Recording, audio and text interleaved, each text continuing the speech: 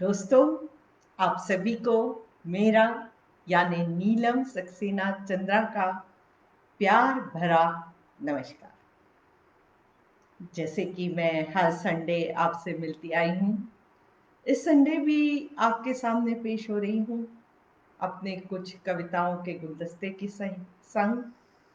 इस बार भी मैं जिस काव्य संग्रह में से कविताएं पेश करूंगी उस वो है जिंदगी का अलाव। ये काव्य संग्रह मुझे काफी पसंद है और इसकी कविताएं भी मेरे दिल के बहुत करीब हैं। तो जो है मैं इसमें से ही आज अपनी कविताएं पेश करूंगी। कुछ लोगों ने हमें ज्वाइन कर लिया है। अमित शर्मा जी जुड़ गए हैं और लिख रहे हैं hello good morning Amit ji. Manisha ji ने भी ज्वाइन कर लिया है। हाय मनीषा। मनीषा मेरी दोस्त भी है और बहुत अच्छी कवयित्री भी है, जैसे कि मैंने कल बताया था। और ये भी अंग्रेजी और हिंदी दोनों ही भाषाओं में लिखती हैं। तो चूंकि अब कुछ लोगों ने अपने साथ ज्वाइन कर लिया है, तो मैं शुरू करती हूँ अपनी कविताओं का सिलसिला। और जो है आज जैसे कि मैंने अभी बताया, मैं पेश करूंगी अपने काव्य संग्रह जिंदगी का अलाव, इस काव्य संग्रह में से कुछ कविताएं। तो जो है शुरू करते वहीं से जहां से कल खत्म किया था। पीले पत्ते सी मेरी हैसियत, टूटना ही है एक दिन। पीले पत्ते सी मेरी हैसियत, टूटना ही है एक दिन। हर लम्हा मस्त गुजारती हूँ, नहीं जीती मैं जिंदगी गिन गिन। हर लम्हा मस्त गुजारती हूँ, नहीं जीती मैं जिंदगी गिन गिन। तो हर पल को मैं ऐसे जीती हूँ जैसे ये आखिरी पल है, और इसलिए खुश रहना ये मेरी खासियत है। और आप लोग भी ऐसे ही खुश रहें, यही आप लोग से भी निवेदन है, दरखास्त है, गुजारिश है। तो जो पहली कविता आज मैं पेश करने जा रही हूँ उसका शीर्षक है मैं ऐसी कश्ती हूँ। परंतु उससे पहले कुछ कमेंट्स ले लेते हैं। श्रीकांत सिंह जी भी ज्वाइन कर लिए हैं और लिख रहे हैं राधे राधे। राधे राधे। हरदीप सभरवाल जी, जो कि आज शाम को अपने बीच आने वाले हैं अपनी कविताओं का गुलदस्ता लेकर, और बहुत ही संवेदनशील कवि हैं। मुझे पता है आप लोगों को इनकी कविताएं बहुत पसंद आएंगी। ये 7 बजे आने वाले हैं, उन्होंने भी ज्वाइन कर लिया है। गुड मॉर्निंग मैम लिख रहे हैं। Good morning Hardeep. तो बढ़ते हैं मेरे पहली कविता की ओर, जिससे पहले एक 4 लाइनर। नाव मेरी है अकेली, चलती रहती है लहरों में खाती हुई हिचकोले। नाव मेरी है अकेली, चलती रहती है लहरों में खाती हुई हिचकोले। अकेले होने में और तन्हा होने में फर्क है। अकेले होने में और तन्हा होने में फर्क है। वो तो अपनी ही मस्ती में डोले रे डोले। वो तो अपनी ही मस्ती में डोले रे डोले। तो पेश है मेरी कविता मैं ऐसी कश्ती हूँ। अकेली हूं तो क्या हुआ, थोड़े ही अश्क घुट घुट के पीती हूँ। माशुका हूं अपने दिल की, अपने शर्त पर जिंदगी जीती हूँ। अकेली हूं तो क्या हुआ, थोड़े ही अश्क घुट घुट के पीती हूँ। माशुका हूं अपने दिल की, अपने शर्त पर जिंदगी जीती हूँ। नहीं जरूरत मुझे किसी रहबर की जो नापे जिंदगी के मोल। चुनती हूँ खुद अपनी राहें, अपनी रवानी खुद तय करती हूँ। नहीं जरूरत मुझे किसी रहबर की जो नापे जिंदगी के मोल। चुनती हूँ खुद अपनी राहें, अपनी रवानी खुद तय करती हूँ। जो साथ देता उसको मैं मानती, तहे दिल से इबादत करती। शूलों से नहीं डरती, मैं तो सदाओं की खूबसूरत मस्ती हूँ। जो साथ देता उसको मैं मानती, तहे दिल से इबादत करती। चूलों से नहीं डरती, मैं तो सदाओं की खूबसूरत मस्ती हूँ। हर काम हर सड़क पर मुश्किलें आ आकर मुझको चुनौती देती।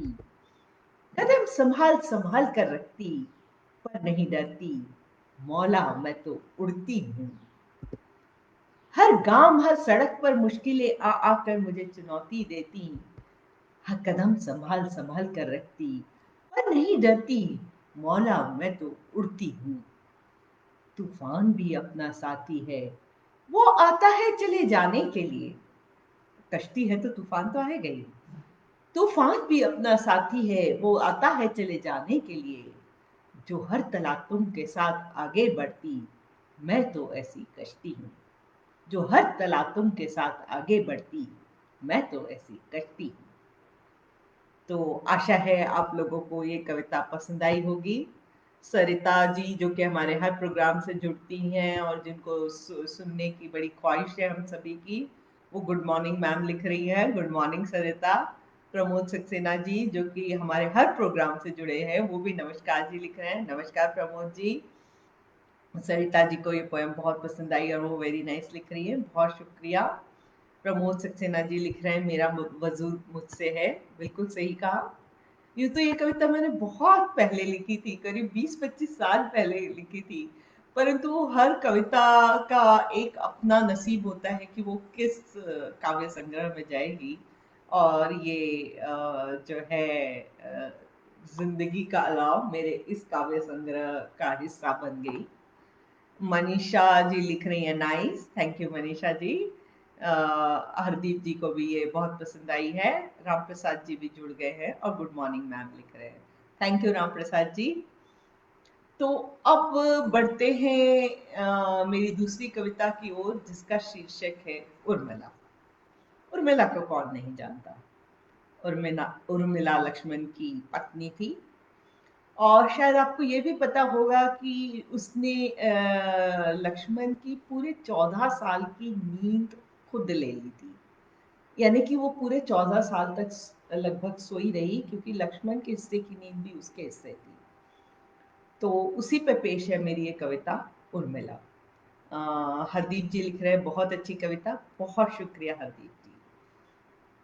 तो कविता के पहले एक फोर लाइनर। कितनी अजब थी बात तुम्हारी कि सामने तुम नहीं रहते थे। कितनी अजब थी बात तुम्हारी कि सामने तुम नहीं रहते थे। पर कर लेती थी मैं आंखें बंद जब तुम ही तुम दिखाई देते थे।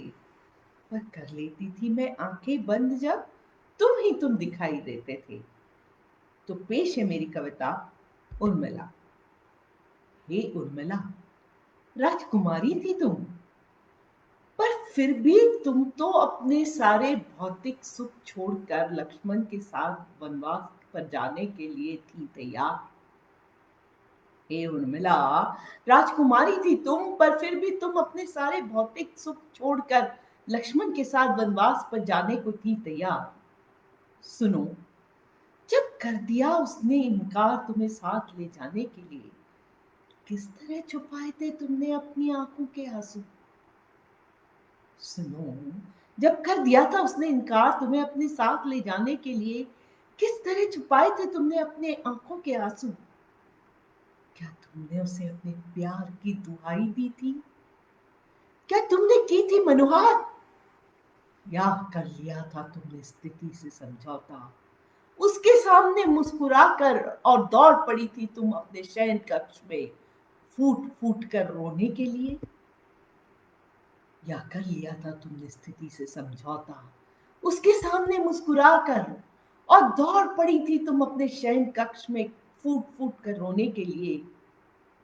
सुनो उर्मिला, तुम कोई आम स्त्री नहीं थी। सुनो उर्मिला, तुम कोई आम स्त्री नहीं थी। अपनी गीली पलकों को पोंछकर तो कई स्त्रियां जी लेती हैं।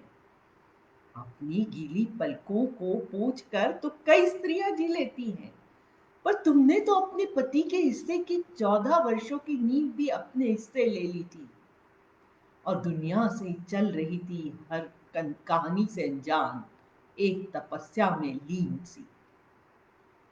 इतिहास के पन्नों पर शायद तुम्हारा नाम उतना मशहूर ना हो।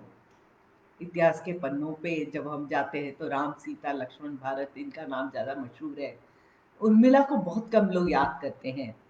तो इतिहास के पन्नों पर शायद तुम्हारा नाम उतना मशहूर ना हो, पर यह हर स्त्री दिल के किसी कोने में जानती है कि तुम जैसा तप करना साधारण आदमी के वश की बात ही नहीं। शायद तुम्हारा नाम इतिहास के पन्ने पर उतना मशहूर ना हो, पर यह हर स्त्री दिल के किसी कोने में जानती है कि तुम जैसा तप करना साधारण आदमी के वश की बात ही नहीं। सही कहा ना मैंने? उर्मिला जैसा तप कौन कर सकता है? बहुत मुश्किल है। तो इस बीच कुछ कमेंट्स आए हैं। सरिता जी लिख रही हैं, क्या बात, बहुत शुक्रिया। संजय कुमार गुप्ता जी, जो कि खुद बहुत अच्छे कवि हैं और हमारे प्रोग्राम में आ चुके हैं, ज्वाइन कर लिए हैं और नमस्कार लिख रहे हैं, बहुत शुक्रिया।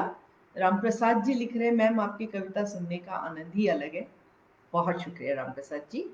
आप वैसे ही हर संडे को जुड़ते रहें और मेरी कविताएं सुनते रहें, और आप लोग सब जुड़ते हैं तो मुझे भी सुनाने की इच्छा होती है। प्रमोद जी लिख रहे हैं, उर्मिला की त्याग सीता से कम नहीं। बिल्कुल सही कहा। उर्मिला का त्याग अपने आप में एक मिसाल है और शायद उसे बहुत कम लोग याद करते हैं, परंतु मिसाल तो वो है ही। तो बढ़ते हैं मेरी अगली कविता की ओर, जिसका शीर्षक है वो बेल। परंतु उससे पहले एक फोर लाइनर। चुन चुन इकट्ठा कर रही थी चंद कलियां गुलाब की। चुन चुन इकट्ठा कर रही थी चंद कलियां गुलाब की। थी मैं बिल्कुल अनजान सी आने वाले सैलाब की। थी मैं बिल्कुल अनजान सी आने वाले सैलाब की। तो एक कमेंट आया है संजय जी का। मैथिली शरण गुप्ता जी ने उर्मिला पे बहुत अच्छा लिखा है, उनके पुत्र का नाम भी उर्मिल जी था।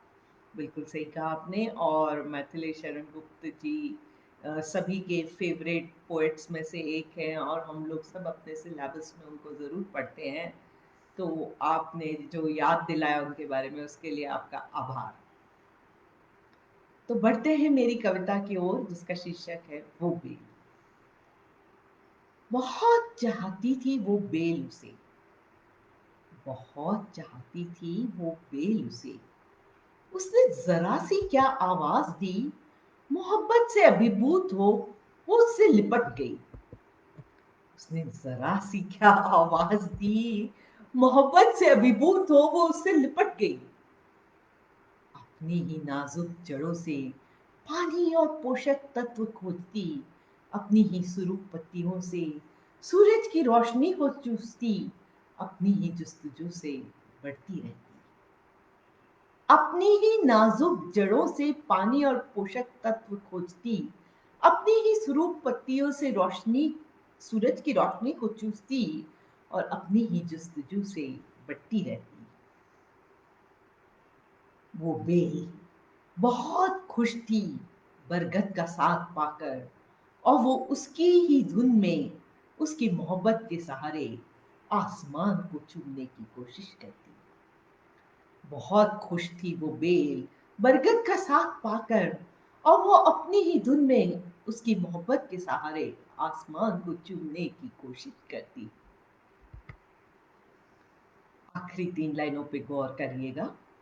कहाँ जानती थी वो बेचारी कि बरगद उसे सिर्फ एक परजीवी मानता है।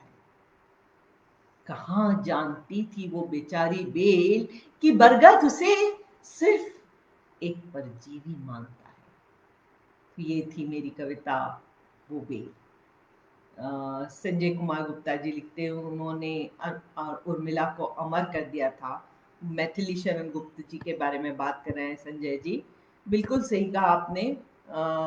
जो है मैथिली शरण गुप्त जी ने उर्मिला को अमर कर दिया था, और हम लोग तो बस बहुत छोटे से हैं, जो कि छोटे कवि हैं, जो कि कभी कभी अपने इन कैरेक्टर्स को याद कर लेते हैं, उन पे कुछ नज़्में लिख देते हैं, कुछ कविताएं लिख देते हैं, कुछ कहानी लिख देते हैं।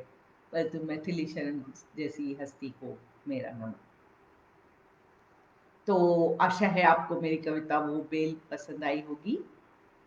अब बढ़ते हैं अगली कविता की ओर, जिसका शीर्षक है पतझड़ का दर्द। परंतु उससे पहले एक फोर लाइनर, जैसे कि मैं हर कविता के पहले पेश करती हूँ। जैसे कुछ हुआ ही नहीं, हम ऐसे ही हवाओं में खो जाते हैं। जैसे कुछ हुआ ही नहीं, हम ऐसे ही हवाओं में खो जाते हैं। अंदर ही अंदर न जाने क्यों कभी कभी खोखले दरख्त हो जाते हैं। अंदर ही अंदर न जाने क्यों कभी कभी खोखले दरख्त हो जाते हैं। तो कुछ कमेंट्स प्रमोद जी लिख रहे हैं, अद्वितीय भाव, बहुत शुक्रिया। संजय कुमार जी लिखते हैं बरगद और बेल, बहुत बढ़िया, बहुत शुक्रिया। तो बढ़ते हैं मेरी अगली कविता की ओर, जिसका शीर्षक है पतझड़ का दर्द। जिंदगी का दरख्त अचानक ही ठूंठ नहीं होता। जिंदगी का दरख्त अचानक ही ठूंठ नहीं होता। विश्वास की छोटी छोटी पत्तियां पीली हो कर बिना किसी बोध के धीरे धीरे गिरती ही रहती है। बस हमें वो दरख्त नजर ही तब आता है जब वो नंगा हो जाता है। जिंदगी का दरख्त अचानक ही ठूंठ नहीं होता। विश्वास की छोटी बड़ी पत्तियां पीली हो कर बिना बोध के धीरे धीरे गिरती ही रहती हैं। बस हमें वो दरख्त नजर ही तब आता है जब वो नंगा हो जाता है। अक्सर ऐसे मौसम नहीं आते कि वो दरख्त एक बार फिर लग जाए हरी भरी पत्तियों से, सज जाए गुलाबी गुलों से और महक उठे रसदार फलों से। सर, ऐसे मौसम नहीं आते कि वो दरख्त एक बार फिर लग जाए हरी भरी पत्तियों से, सज जाए गुलाबी गुलों से और महक उठे रसदार फलों से। गलती मौसम की हो या दरख्त की, गौर फरमाइएगा, गलती मौसम की हो या दरख्त की, पतझड़ का दर्द तो उस दरख्त को अकेले ही भोगना पड़ता है। गलती मौसम की हो या दरख्त की, पतझड़ का दर्द तो उस दरख्त को अकेले ही भोगना पड़ता है। ये कविता मैंने लिखी थी जब मैंने एकदम जो है बिना पत्तियों के, बिना फूलों के और बिना फलों के एक टूटते हुए पेड़ को देखा था। तो कुछ ऐसे ही जिंदगी से उसको कंपेयर किया था कि जिंदगी भी कभी कभी, जिंदगी रिश्ते ये सब भी कभी कभी ऐसे टूट होते जाते हैं और हमको अक्सर नजर नहीं आते। तो जो अपने करीबी हैं उनको गले से लगा लिया करिए, कभी उनको प्यार से मोहब्बत से दो शब्द कह दिया करिए, क्योंकि जिंदगी बहुत छोटी है और ये प्यार के जो शब्द होते हैं, अल्फाज होते हैं, वो किसी के लिए बहुत महत्वपूर्ण हो सकते हैं। किसी को टेकन फॉर ग्रांटेड कभी मत लीजिए। तो मनीषा जी लिख रही हैं, वाह, बहुत शुक्रिया। सरिता जी लिख रही है, सही कहा मैम, बहुत शुक्रिया सरिता जी। मनीषा भी लिख रही है, सही कहा आपने, बहुत शुक्रिया। संजय कुमार गुप्ता जी लिख रहे हैं, जिंदगी का दरख्त, बहुत सुंदर। आप सभी को बहुत बहुत शुक्रिया मेरी तरफ से। मैं यहाँ ये भी याद दिलाना चाहूँगी कि मेरी short story collection Lines of Fate, ये 20 जून को मैंने यहीं पे रिलीज की थी ऑनलाइन, क्योंकि आजकल ऑफलाइन रिलीज तो पॉसिबल नहीं है। तो ये करीब 1 महीने तक बेस्ट सेलर्स में नंबर 10 के अंदर रही थी और हॉट न्यू रिलीजेस में नंबर 3 के अंदर रही थी। तो अगर आपने ये नहीं पढ़ी है तो इसे ज़रूर पढ़ें, इसे खरीद कर ज़रूर पढ़ें। तो बढ़ते हैं मेरी कविता की ओर, जिसका कि शीर्षक है खुमारी। परंतु उससे पहले एक फोर लाइनर। फुर्सत के इन पलों में जहन को मिला एक अनजाना सुकून। आजकल फुर्सत के ही तो दिन चल रहे हैं, है ना। फुर्सत के इन पलों में जहन को मिला एक अनजाना सुकून। तिनका तिनका मेरी उम्मीद सुलगी, तिनका तिनका मेरी उम्मीद सुलगी। मेरे मन को मिला एक नया जुनून, मेरे मन को मिला एक नया जुनून। कभी कभी खामोशी शांति, इससे भी एक नया जुनून मिलता है। और ऐसे ही कुछ आजकल मैं महसूस कर रही हूँ। और प्रमोद जी लिख रहे हैं, सत्य कथन, बहुत शुक्रिया। तो बढ़ते हैं मेरी कविता खुमारी की ओर। जैसे तरुओं से छन छन कर धूप गिरती है राहों पर, कुछ ऐसे ही जिंदगी की खुमारी मेरे हृदय पे छाने लगी, थोड़ा रुक रुक कर। जैसे तरुओं से छन छन कर धूप गिरती है राहों पर, कुछ ऐसे ही जिंदगी की खुमारी मेरे हृदय पे छाने लगी, थोड़ा रुक रुक कर। ठीक ही था कि ये खुमारी पूरी तरह नहीं छाई, ठीक ही था कि ये खुमारी पूरी तरह नहीं छाई। आखिर पूरी धूप भी तो अच्छी नहीं होती है ना सेहत के लिए। आखिर पूरी से धूप भी तो अच्छी नहीं होती ना सेहत के लिए। जला जाती है बदन, सुर्ख कर जाती है त्वचा, और झुलसने लगती है जीते रह जिंदगी। धीरे धीरे छाती खुमारी ने मेरे रूह में भी भर दी जुस्तजू, और मैं निकल पड़ी अपने हाथ में एक तारा लिए, सारे जग को उम्मीद के गीत सुनाने। धीरे धीरे छाती खुमारी ने मेरी रूह में भर दी जुस्तजू, और मैं निकल पड़ी अपने हाथ में एक तारा लिए, सारी जग को उम्मीद के गीत सुनाने। तो ये थी मेरी कविता खुमारी। शायद हम खुशी किसी को तभी दे पाते हैं जब हम अपने दिल में, अपने अंदर सच में खुश हों, वरना ये बड़ी नकली सी लगती है। तो सबसे पहले किसी को खुशी देने से पहले अपने मन को खुश करना बहुत जरूरी है, तभी आप जिंदगी में उमंग, उत्साह, जुनून ये सब फैला सकते हैं। तो मेरा भी कुछ ऐसा ही हाल था जब मैंने ये कविता लिखी थी। प्रमोद जी लिख रहे हैं, अद्वितीय कल्पना। बहुत शुक्रिया प्रमोद जी कि आपको मेरी ये कविता पसंद आई। आशा है और लोगों को भी ये कविता पसंद आई है होगी, और अगर पसंद आती है तो आप जरूर कमेंट लिखा करें, क्योंकि उसी से किसी भी कलाकार को उत्साह मिलता है कुछ कहने के लिए। मनीषा जी लिख रही हैं, अति उत्तम विचार। बहुत शुक्रिया मनीषा जी। तो बढ़ते हैं मेरी अगली कविता की ओर, जिसका शीर्षक है जमीन की गहराइयां। परंतु उससे पहले एक फोर लाइन। आगे ही आगे बढ़ते जाओ दूर पुरानी सभी हैरानियों से, आगे ही आगे बढ़ते जाओ दूर पुरानी सभी हैरानियों से, कल ने बाहें पसारी हैं ले जाएगा दूर सभी परेशानियों से, कल ने बाहें पसारी हैं ले जाएगा दूर सभी परेशानियों से। तो कभी कभी हम लोग पुरानी यादों में, जो कि अक्सर खराब यादें ही हमको याद आती हैं, परंतु जब मेरे साथ ऐसा वक्त आता है, मैं एक कागज पेन निकाल के वो वक्त लिखती हूँ जब मैं बहुत खुश हुई थी, और फिर खुशी अपने आप मेरे पास आ जाती है। और जब खुशी आ जाती है तो कल भी बड़ा सुहाना लगने लगता है। दीप सक्सेना ने भी ज्वाइन कर लिया है और लिख रही हैं, नमस्ते दी, सुंदर कविता। बहुत शुक्रिया दीप ज्वाइन करने के लिए।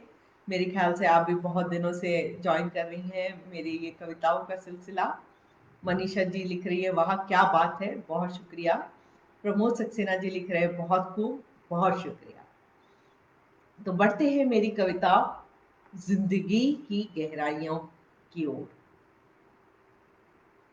खो दिया है मैंने खुद को कहीं जमीन की गहराइयों के बीच, जहां सिर्फ काली स्याह खामोशी है, कोई आवाज नहीं मेरे मन को तूफान की हलचल से असंतुलित करने के लिए। खो दिया है मैंने खुद को कहीं जमीन की गहराइयों के बीच, जहां सिर्फ काली खामोशी है, कोई आवाज नहीं मेरे मन को तूफान की हलचल से असंतुलित करने के लिए। समतल से यूं नीचे बैठे बैठे मैं खोज रही हूं अपना वजूद, अपनी जिंदगी का सबब, गुफ्तगू कर रही हूं अपने मन से, और रूबरू हो रही हूं अपनी रूह से। समतल से यूं नीचे बैठे बैठे मैं खोज रही हूं अपना वजूद, अपनी जिंदगी का सबब, गुफ्तगू कर रही हूं अपने मन से, और रूबरू हो रही हूं अपनी रूह से। मेरे ख्यालों से अब एक जड़ निकल आई है, शायद एक आसमानी से दिन ये तोड़ देगी धरती की सीमाओं को और झांकने लगेगी दहर में, और फिर इस पर पनपेंगी मजबूत टहनियां जिनको सजा देंगी हरी हरी पत्तियां, और फिर खिलेंगे कुछ रंग बिरंगे गुल।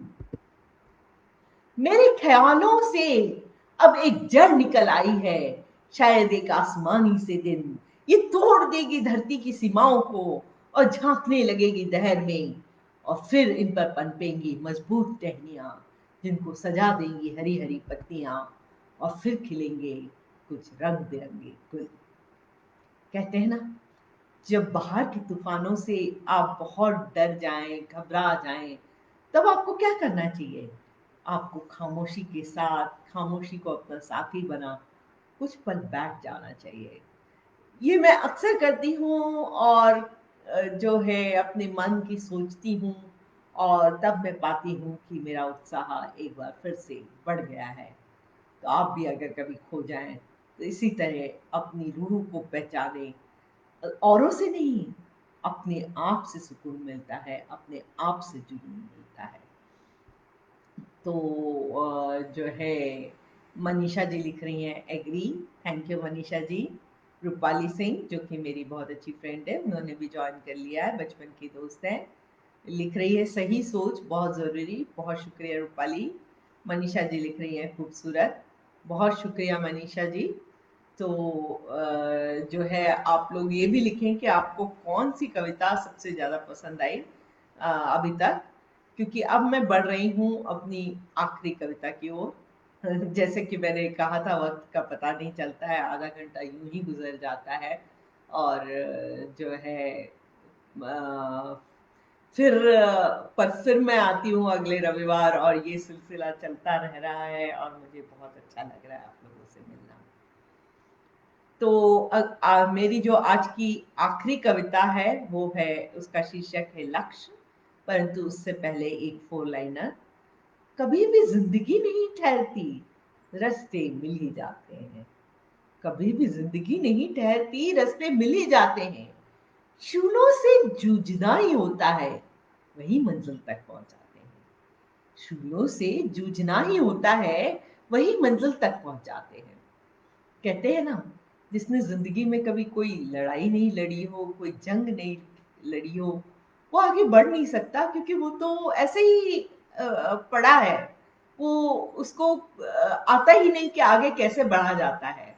तो जिंदगी में आगे बढ़ने के लिए कुछ फेलियर्स जरूरी होते हैं, कुछ रुकावटें जरूरी होती हैं, क्योंकि वही हमें स्ट्रांग बनाती है, हमें स्ट्रेंथ देती है। मेरी एक और बहुत अच्छी राइटर फ्रेंड आभा रोजी वत्स ने ज्वाइन कर लिया है, वो लिख रही है hi Neelam. Hi Abha, very nice to see you on my page. आप मेरे पेज पे भी आई थी, और बहुत खूबसूरत कविताएं आपने भी सुनाई थी। मनीषा अमोल जी लिख रही हैं, दरख्त वाली कविता सबसे ज्यादा पसंद आई। बहुत शुक्रिया, वो मेरे भी फेवरेट्स में से है। तो इस तरह का जो फीडबैक मिलता है मुझे कि कौन सी कविता सबसे अच्छी लगी, वो मुझे बहुत अच्छा लगता है। Thank you Manisha ji. तो बढ़ते हैं मेरी आखिरी कविता की ओर आज के लिए। ये भी मैथोलॉजिकल कैरेक्टर पे से लिखी है। मुझे मैथोलॉजिकल कैरेक्टर्स में जो महिलाएं थी, वो बहुत कुछ महिलाएं मुझे बहुत आकर्षित करती है। सीता हो गई, उर्मिला हो गई, यशोधरा हो गई, गांधारी हो गई, कुंती हो गई। इन लोग में कुछ खासियत थी, कुछ अजीब सी बात थी, जो कि इतिहास को इधर उधर किया उनकी सोच ने। और वो कितनी पावरफुल थी उस जमाने में भी। शायद इतने पावरफुल तो आज हम आज भी नहीं है। शायद कुछ लोग हैं हम में से, शायद मैं अपने आप को एक पावरफुल वुमन कह सकती हूँ, परंतु कितनी वुमन ऐसे कह सकती हैं मुझे नहीं पता। मनीषा जी वेलकम लिख रही हैं, बहुत शुक्रिया। अनीता चंद जो कि मेरी बहुत अच्छी फ्रेंड है, और ये भी बहुत अच्छी कवियत्री है, उन्होंने ज्वाइन कर लिया, वो भी लिख रही हैं वाह वाह। बहुत शुक्रिया अनीता। तो मेरी आखिरी कविता लक्ष्य। हे यशोधरा, जब तुम्हारे पास वो खुशनुमा संदेशा आया था कि कुछ पल के लिए ही सही आ रहे हैं गौतम बुद्ध वापस महल में, क्या गुजरी थी तुम्हारे मन में? आप सबको पता ही होगा कि सिद्धार्थ जब गौतम बुद्ध बन गया था तो उसके बाद वो एक बार वापस महल आया था और वो यशोधरा से भी मिला था। कहते हैं कि यशोधरा उससे मिलने बाहर नहीं गई थी, बल्कि वो महल के अंदर आके यशोधरा से मिला था। तो ये उसी समय को याद करते हुए लिखी कविता है। हे यशोधरा, जब तुम्हारे पास वो खुशनुमा संदेश आया था कि कुछ पल के लिए ही सही आ रहे हैं गौतम बुद्ध वापस महल में, क्या गुजरी थी तुम्हारे मन में? क्या तुम्हारे दिल के किसी कोने में अब भी छुपी हुई थी वो गुप्त अभिलाषा कि वो एक बार वापस बन जाए तुम्हारा और सिर्फ तुम्हारा सिद्धार्थ और थाम ले तुम्हें अपनी मजबूत बाहों में? क्या तुम्हारे दिल के किसी कोने में अब भी छुपी हुई थी वो गुप्त अभिलाषा कि वो एक बार फिर वापस बन जाए तुम्हारा और सिर्फ तुम्हारा सितार और थाम ले तुम्हें अपनी मजबूत बाहों में? क्या तुमने सोचा था कि तुम उससे जिरह करोगी, विनती करोगी और इतना तेज होगा तुम्हारे आंसुओं का वेग कि बह जाएगा वो भी तुम्हारे गम में? क्या तुमने सोचा था कि तुम उससे जिरह करोगी, विनती करोगी और इतना तेज होगा तुम्हारे आंसुओं का वेग कि वो बह जाएगा तुम्हारे गम में? क्या तुम्हें कहीं ऐसा ख्याल आया था कि अपना लेगा वो तुम्हें बिल्कुल पहले की तरह? तुम्हारे पुत्र को मिल जाएगा उसका पिता और चल पड़ेगी तुम्हारी जिंदगी की रुकी हुई गाड़ी? क्या तुम्हें कहीं ऐसा ख्याल आया था कि वो अपना लेगा तुम्हें बिल्कुल पहले की तरह? तुम्हारे पुत्र को मिल जाएगा उसका पिता और चल पड़ेगी तुम्हारी जिंदगी की रुकी हुई गाड़ी? या तुम एक बोधी थी, या तुम एक बोधी थी और जानती थी कि तुम्हें अब कभी वापस नहीं मिलेगा तुम्हारा सिद्धार्थ। स्वीकार लिया था तुमने अपना भाग्य और खोज लिया था तुमने भी अपने जीवन का लक्ष्य। या तुम एक बोधी थी और जानती थी कि तुम्हें अब कभी वापस नहीं मिलेगा तुम्हारा सिद्धार्थ। स्वीकार लिया था तुमने अपना भाग्य और खोज लिया था तुमने भी अपने जीवन का लक्ष्य। तो दोस्तों, ये थी मेरी कविता लक्ष्य, जो कि यशोधरा पे आधारित थी। मेरा खुद का ख्याल तो यह है कि यशोधरा सचमुच एक बोधी थी और वो अपना फ्यूचर जानती थी।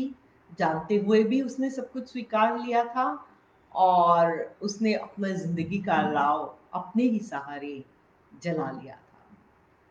तो जो है, कुछ कमेंट्स जो आए हैं उनको पढ़ते हैं। उम, अम, अनीता चंद जी बहुत सारा प्यार भेज रही हैं, बहुत शुक्रिया। प्रमोद सक्सेना जी लिख रहे हैं जज्बे को नमन, बहुत बहुत शुक्रिया प्रमोद जी। मंजू आंटी लिख रही है लेट हो गई, कोई बात नहीं मंजू आंटी जी, आप एक बार फिर से सुन लीजिएगा। वो वाह वाह भी लिख रही हैं, बहुत शुक्रिया। मनीषा जी लिख रही है डीप थॉट्स। शायद कवि कवि बनने से पहले एक थिंकर बन जाता है और तभी वो कविताएं लिख पाता है। अनु पिल्ले ने भी ज्वाइन कर लिया और हेलो नीलम लिख रही है। हाय अनु, ये मेरी एकदम ही बचपन की साथी है और इनको यहाँ देखकर बहुत अच्छा लगता है। Thank you for joining. I hope तुमने पोयम सुनी है और अगर नहीं सुनी है तो एक बार फिर से सुन लेना, तो मुझे बहुत अच्छा लगेगा। अनीता चंद लिखती है women are very powerful as always. Yes, some of us are, but not all. Let us empower them. Pramod Saxena ji लिखते हैं व्यक्ति आशावादी होता है। हाँ, व्यक्ति की नेचुरल टेंडेंसी आशावादी की ही होती है, परंतु कभी कभी वो निराशा के घेरे में खो जाता है। और हम सभी का ये प्रयत्न होना चाहिए कि हमारे दोस्त, हमारे रिश्तेदार, हमारे करीबी जो भी है, उन्हें निराशा की ओर न जाने दें। आभा जी लिख रही है वहाँ खोज लिया अपने जीवन का लक्ष्य, बहुत खूब, बहुत शुक्रिया आभा। दीप सक्सेना लिख रही है यशोधरा के अंतर्द्वंद की मार्मिक प्रस्तुति, बहुत सुंदर कविता। बहुत बहुत शुक्रिया दीप, ज्वाइन करने के लिए भी और आपको पोयम पसंद आई इसके लिए भी। तो दोस्तों, आज का मेरा ये लाइव शो यहाँ खत्म होता है और मैं एंड करना चाहूंगी इन 4 लाइनों के साथ कि लब खुलते हैं तो अल्फाज झरते हैं, लब खुलते हैं तो अल्फाज झरते हैं, जहन से लेकर होठों तक उतरते हैं, जहन से लेकर होठों तक उतरते हैं।